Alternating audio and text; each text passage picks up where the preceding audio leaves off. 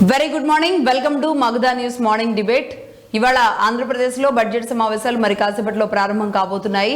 కేంద్ర బడ్జెట్ సమావేశాల తర్వాత ఆంధ్రప్రదేశ్లో ఎలాంటి బడ్జెట్ను చూడబోతున్నాం, పర్టికులర్గా ఏ కేటగిరీస్లో రాష్ట్రంలో ముందుకు తీసుకువెళ్ళబోతున్నారు, అసలు బడ్జెట్ ఎంత పెట్టబోతున్నారు అనే దాని మీద ఒక ఆసక్తి నెలకొని ఉంది.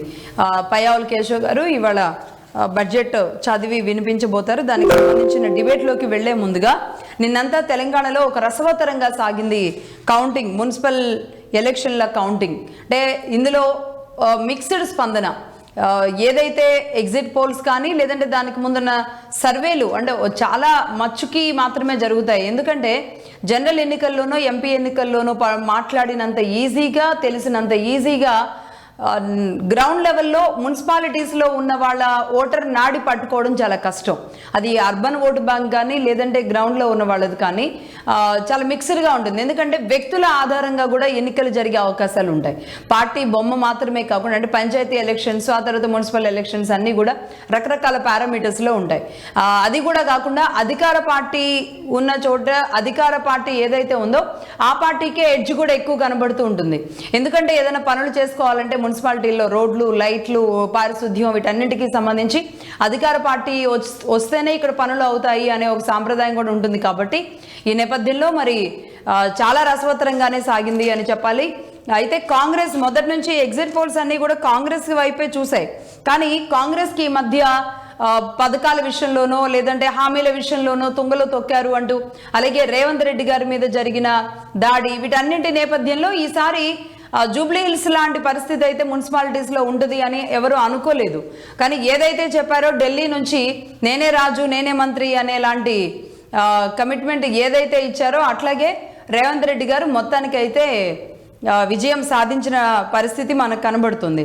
అధికార పార్టీకి పూర్తిగా పట్టం కట్టారు. ఏకంగా విహెచ్ లాంటి సీనియర్ నాయకులే గాంధీ భవన్ దగ్గర డాన్స్లు వేశారు అంటే మామూలు విషయం కాదు. విహెచ్ అంటే ఆయన దాదాపుగా 70 నుంచి 80 సంవత్సరాల దగ్గరికి వెళుతూ ఉండి కూడా యువతలో, కాంగ్రెస్ నాయకుల్లో, కాంగ్రెస్లో ఒక రకంగా జోష్ నింపేలాగా ఆయన కాంగ్రెస్ గాంధీ భవన్ దగ్గర ఆయన తీన్మార్ చేసిన దృశ్యాలు అయితే చాలా ఆకట్టుకున్నాయి. మొత్తానికి కాంగ్రెస్కి ఒక ఊపిరినిచ్చిన పరిస్థితి కనబడుతుంది.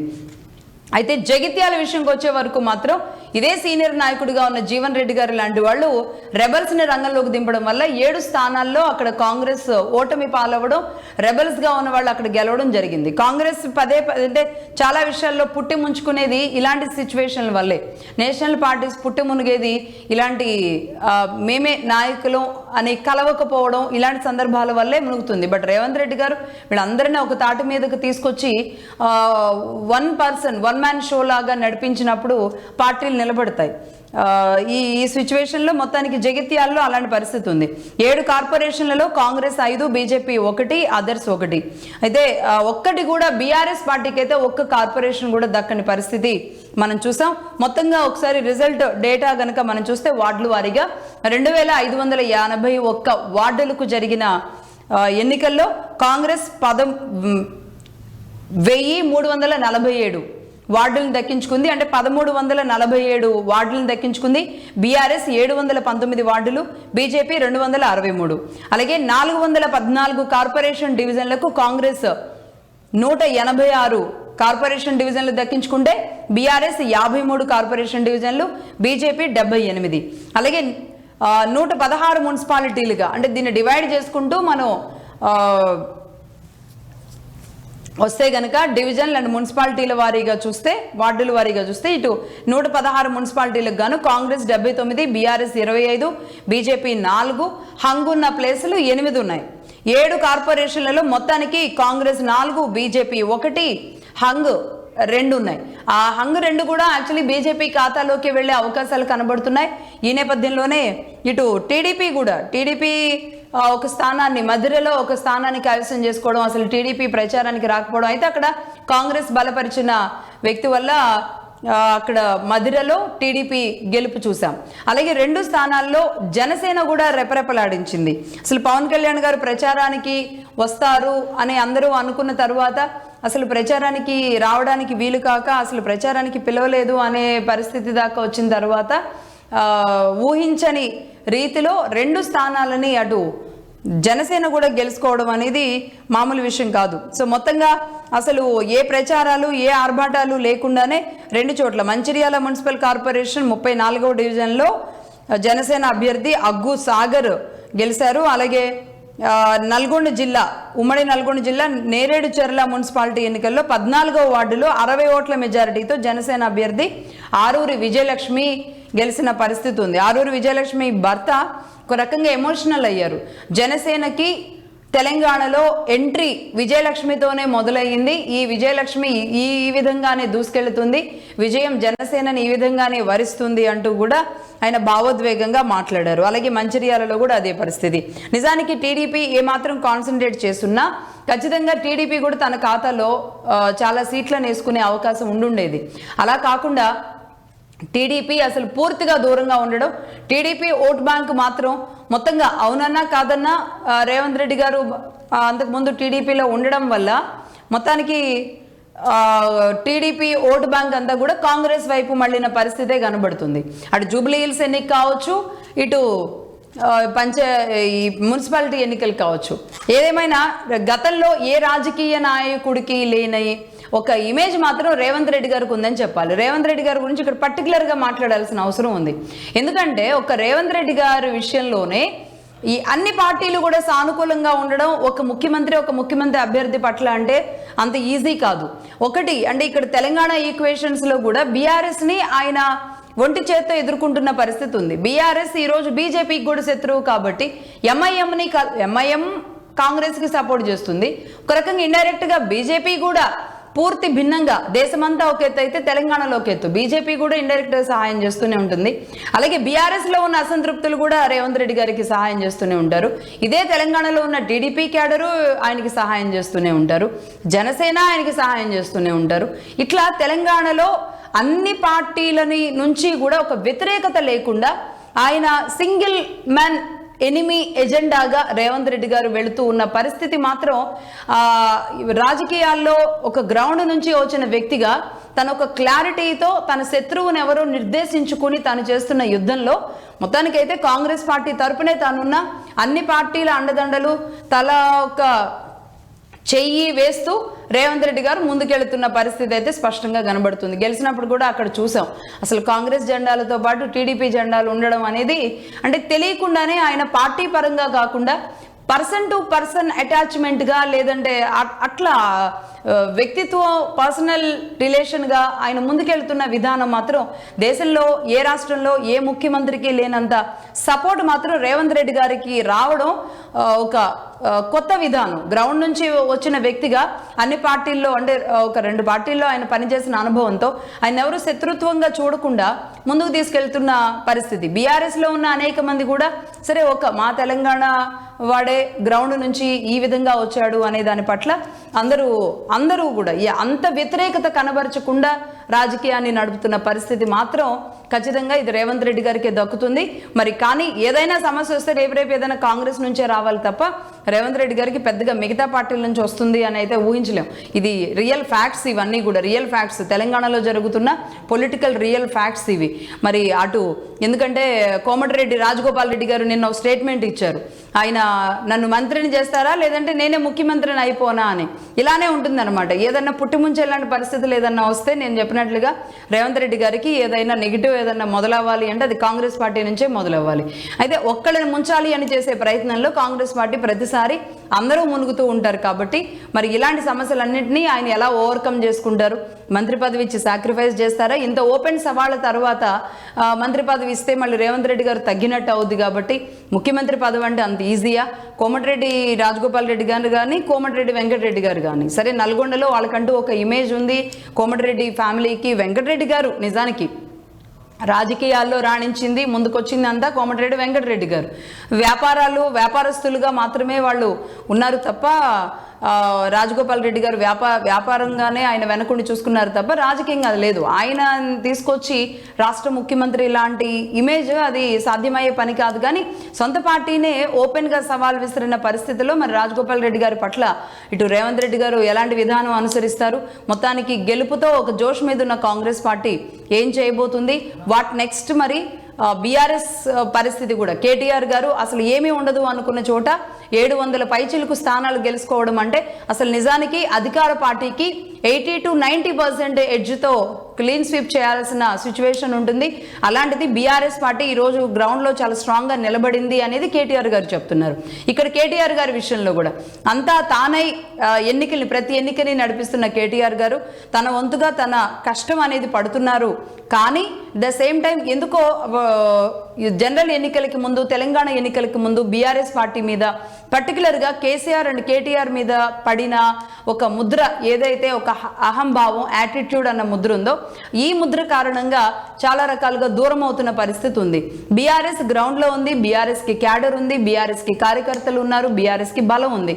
అయినప్పటికీ కూడా ఏదో ఎక్కడో ఒక ఎజెండా మిస్ అవుతున్న సిచ్యువేషన్ కనబడుతుంది. పార్టీలో కల్లోలాలు, పార్టీలో ఉన్న డిస్టర్బెన్స్లు, హరీష్ రావు గారిని టార్గెట్ చేస్తూ ఉన్న విధానం.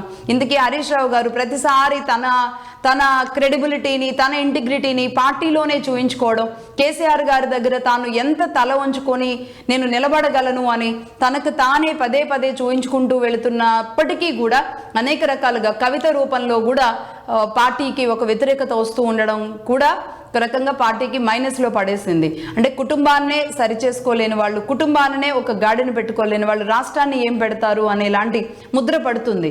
ఒక ఉద్యమ నాయకుడిగా మొదలైన కేసీఆర్ గారు ఎలా అందరినీ ఏకం చేయగలిగారో ఈరోజు రేవంత్ రెడ్డి గారు రాజకీయంలో ఉండి ఏకం చేస్తున్నారు. కేసీఆర్ గారు ఉద్యమంలో ఉండి ఏకం చేశారు, కానీ రాజకీయంలోకి వచ్చిన తర్వాత అందరికీ దూరం అయ్యారు కేసీఆర్ గారు.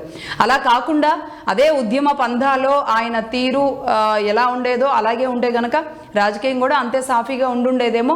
బట్ అనుభవజ్ఞులు, రాజకీయ చాణక్యులు కేసీఆర్ గారు మరి నెక్స్ట్ ఏమి తీసుకుంటారు, ఎవరికి బాధ్యతలు అప్పగిస్తారు, కవితను బుజ్జగిస్తారా, మరి కవిత ఏకంగా సొంత పార్టీయే పెట్టుకొని తాను ఇంకా గ్రౌండ్లోకి వెళతాను, నా స్ట్రైట్గా తన శత్రువు ఎవరు అనేది కవిత కూడా బీఆర్ఎస్ పార్టీ అనేది స్ట్రైట్గా చెబుతున్న నేపథ్యంలో అనేక పెద్ద సవాళ్ళు.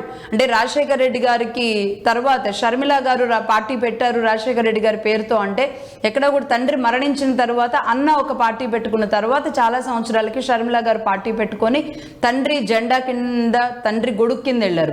కానీ ఇది మాత్రం ఒక వినూత్న పరిస్థితి. ఏ కూతురు కూడా మనం అంటే వేరే రాష్ట్రాల్లో చూసాం, కానీ బీహార్ లాంటి చోట తెలంగాణలో తండ్రి ఉండంగానే తండ్రిని నిలబెట్టిన పార్టీ, ఉద్యమ నాయకుడిగా ఉన్న పార్టీ నుంచి ఒక కుమార్తె బయటకు వచ్చి వ్యతిరేకంగా నిలబడడం అనేది అది ప్రజలు కూడా యాక్సెప్ట్ చేయట్లేదు. అట్ ద సేమ్ టైం దీన్ని కవితని తప్పు అని కూడా ఎవరు అనట్లేదు. అంటే ఏదో ఉండకపోతే తను ఎందుకు వస్తుంది, ఇంటి ఆడబిడ్డని, పర్టికులర్గా తెలంగాణలో ఆడబిడ్డల్ని ఇబ్బంది పెట్టేలాంటి పరిస్థితులు ఉండవు. ఆడబిడ్డని ఎంత ఇబ్బంది పెడితే బయటకు వచ్చింది అనేలాంటి ముద్ర వేయించుకునే పరిస్థితి ఈరోజు బీఆర్ఎస్ పార్టీకి వచ్చింది. అనేక రకాల సమస్యలతో ఇటు బీఆర్ఎస్ పార్టీ ఉంది. ఇక బీజేపీ విషయం చూద్దాం. బీజేపీ ఇక్కడ ఎక్కడ కూడా అంతా తానే ఒకరు నడిపించారు అని చెప్పడానికి లేదు.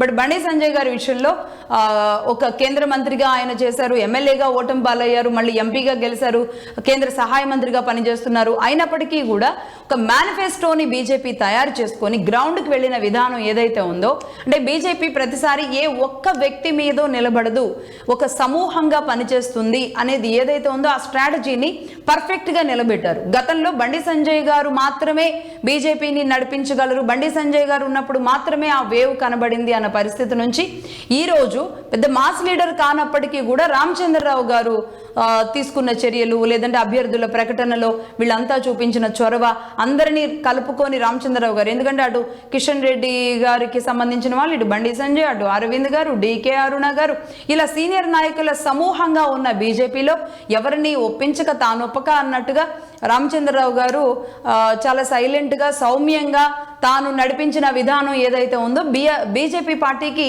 ఒక రకంగా కలిసి వచ్చింది. లేకపోతే ఏకంగా ఈరోజు 3 కార్పొరేషన్లు దక్కించుకోవడం బీజేపీ అంటే సామాన్యమైన విషయం కాదు. పర్టికులర్గా నిజామాబాద్, ఆదిలాబాద్, కరీంనగర్లో బండి సంజయ్ గారు ప్రాతినిధ్యం వహించే ప్రాంతాల్లో బీజేపీకి అవుట్రెట్గా వ్యక్తులు అని కాదు, బీజేపీ కోసమే పనిచేసే వాళ్ళు, బీజేపీ భావజాలంతో ఉండేవాళ్ళు బలంగా ఉంటారు.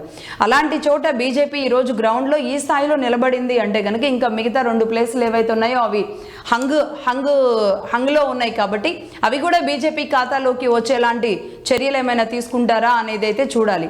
ఏదేమైనా క్యాడర్ అంతా బీజేపీ చాలా పటిష్టంగానే పనిచేశారు. పర్టికులర్గా ఒక మేనిఫెస్టో ఏర్పాటు చేసుకోవడం అనేది మాత్రం ఈసారి బీజేపీకి కలిసి వచ్చింది. ఒక మున్సిపల్ ఎన్నికల్లో మేనిఫెస్టో పెట్టుకొని కేంద్ర నిధులు అసలు ఎన్నెన్ని వస్తున్నాయి రాష్ట్రాలకి, ఈ నిధులు ఏ విధంగా పక్కదారి పడుతున్నాయి అన్న విషయాన్ని ప్రజల్లోకి తీసుకువెళ్లడంలో బీజేపీ ఒకంత సక్సెస్ అయింది అని చెప్పాలి. ఈ నేపథ్యంలోనే అటు మనం చూస్తున్నాం ఒకసారి క్రౌడ్ ఎలా ఉంది. బండి సంజయ్ గారిని భుజాల మీద ఎత్తుకొని అక్కడ కరీంనగర్లో వాళ్ళు తీసుకెళ్తున్న దృశ్యాలు మనకు చూస్తున్నాం.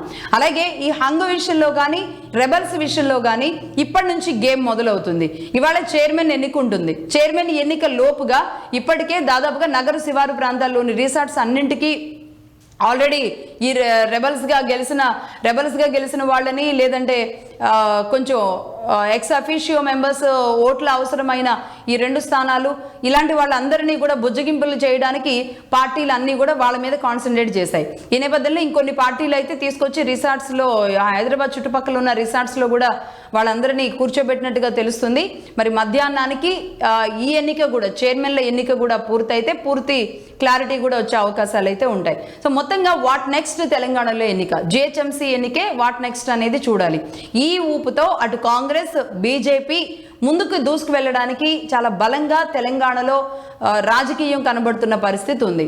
బట్ ఈ లోపాలు, లేదంటే అసలు ఉండాల్సిన స్థానం కాకుండా బీఆర్ఎస్ పార్టీ కాస్త కూస్తా, అంటే నిజానికి తాను అనుకున్న దానికంటే బీఆర్ఎస్ పార్టీ చాలా సాధించినప్పటికీ గ్రౌండ్లో పబ్లిక్ అనుకున్న అంచనాలకు మాత్రం బీఆర్ఎస్ పార్టీ అందుకోలేదు. కాబట్టి మరి ఆ విధంగా ఎలా కృషి చేస్తారు, రాబోయే ఎన్నికలు ఎలా ఉంటాయి అనేది చూద్దాం.